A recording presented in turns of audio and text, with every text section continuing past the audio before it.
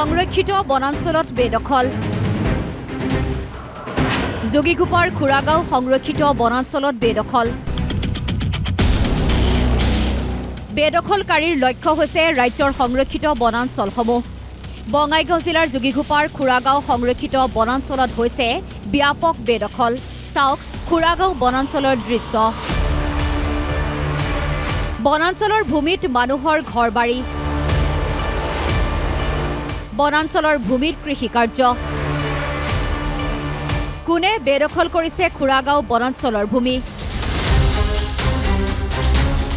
কাৰ সহায়ত বেদখল কৰিব পাৰিছে নিশাৰ ভিতৰতে খুৰাগাঁও বনাঞ্চলত গঢ়ি উঠে মানুহৰ ঘৰ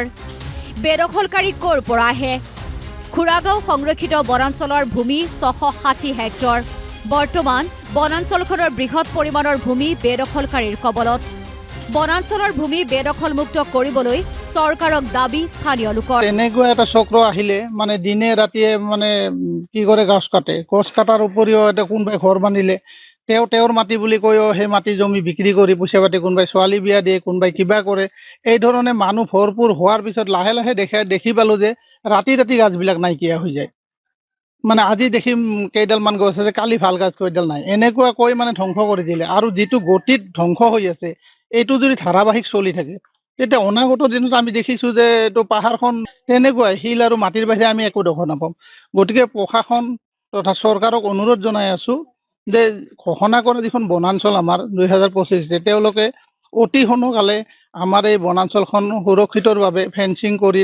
আমাৰ মাটিখিনি মুক্ত কৰিলে আমি ভাল পাওঁ আচলতে দেখা গৈছে কি একাংশ দালাল চক্ৰই ইয়াৰ মাটিবোৰ নিজৰ বুলি কৈ বিক্ৰী কৰি দিয়ে না ৰাতি ঘৰ সজাই দি বেদখল কৰি পৰিৱেশটো আমাৰ বিনষ্ট কৰি আছে আৰু লগতে কথা হ'ল যে এই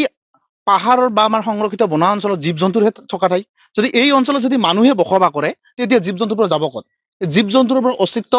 লাহে লাহে নোহোৱা হৈ আছে আৰু লগতে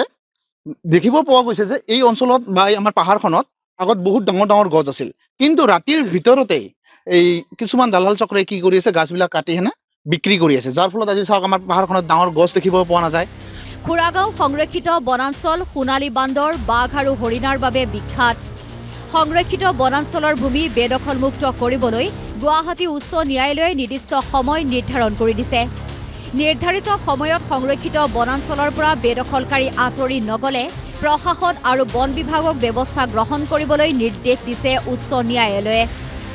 এতিয়া উচ্চ ন্যায়ালয়ৰ নিৰ্দেশ মানি বেদখলকাৰীৰ নিজে খুৰাগাঁও বনাঞ্চলৰ পৰা আঁতৰি যাব লাগে